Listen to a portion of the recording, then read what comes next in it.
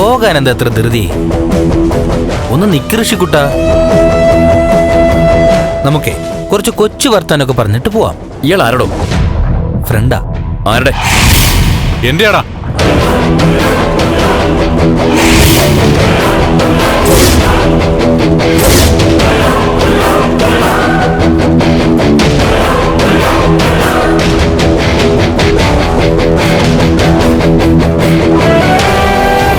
ഞാൻ ഒതുങ്ങി പോവാ.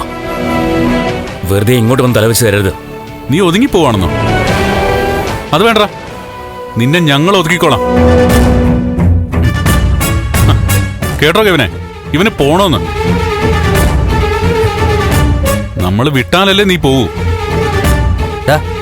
നീ അവന്റെ അമ്മ എന്തിനാണ് പരസ്യമായിട്ട് ആക്ഷേപിച്ചത്? അത് എന്നോടല്ല, അവരോടാ പോയി ചോദിക്കേണ്ടത്. പറഞ്ഞുതരും. ഇവിടെ ഇപ്പൊ നിന്നോടാ ചോദിച്ചത്. നീ പറയും, നിന്നെ കൊണ്ട് പറയിക്കും. എന്റെ അമ്മയെ വേദനിപ്പിച്ചിട്ട് നീ അങ്ങ് രക്ഷപ്പെട്ട് കളയാന്ന് കരുതിയല്ലേ?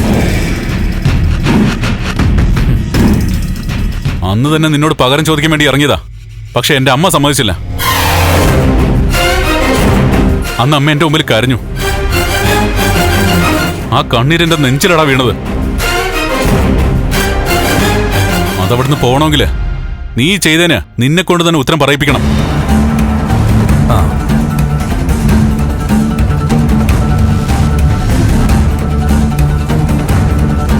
ഒരു കാര്യം ചെയ്, മോനിങ്ങോട്ട് ഇറങ്ങ്.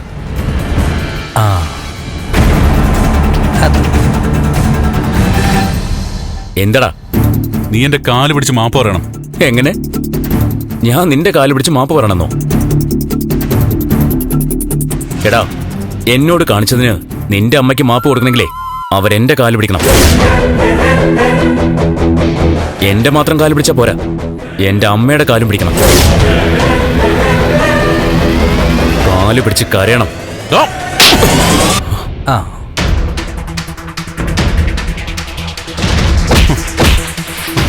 എന്റെ അമ്മ നിന്റെ കാല് പിടിക്കണം. നിന്നെ പലപ്പോഴും കൈവയ്ക്കാത്തത് നിനക്കെന്തോ അസുഖമാണെന്നോ പാവമാണെന്നൊക്കെ ദേവി പറഞ്ഞോണ്ടാ.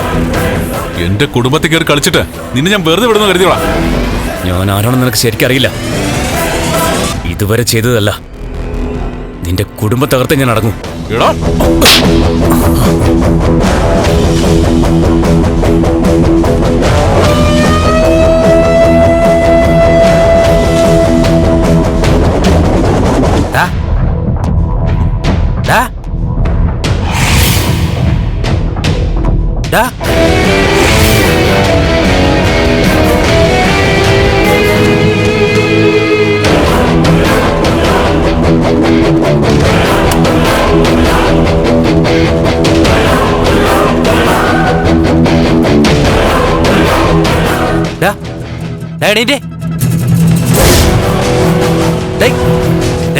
ഷോ കാണിക്കല്ലേ? അളിയാ, പണിയായോ?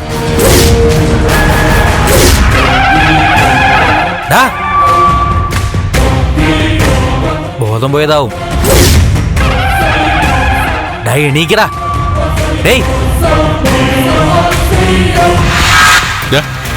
നീ വാ, നമുക്ക് വാ. ഇങ്ങനെ ഇട്ടിട്ട് പോയാലോ? അങ്ങനെ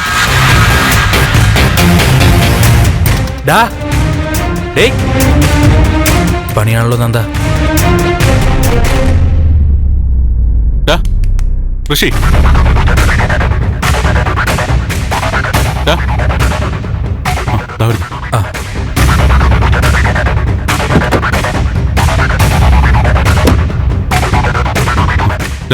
മുഖത്ത് കളിക്ക്.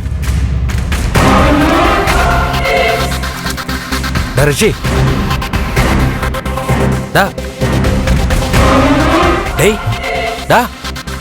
എണീക്കടാ. ഹോസ്പിറ്റലിൽ കൊണ്ടുപോകണം. ബോധം വരുമ്പോ പൊടിയും തട്ടി പൊക്കോളും.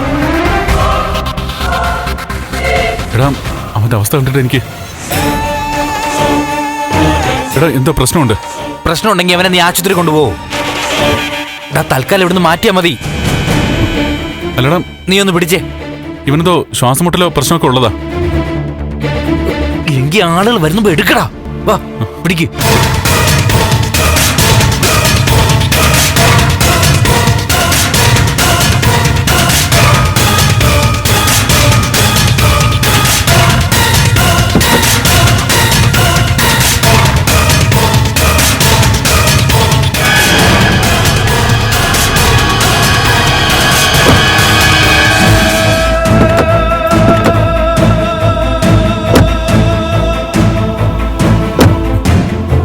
കെവിനെ നമുക്കവനെ ഹോസ്പിറ്റലിൽ കൊണ്ടുപോവാം.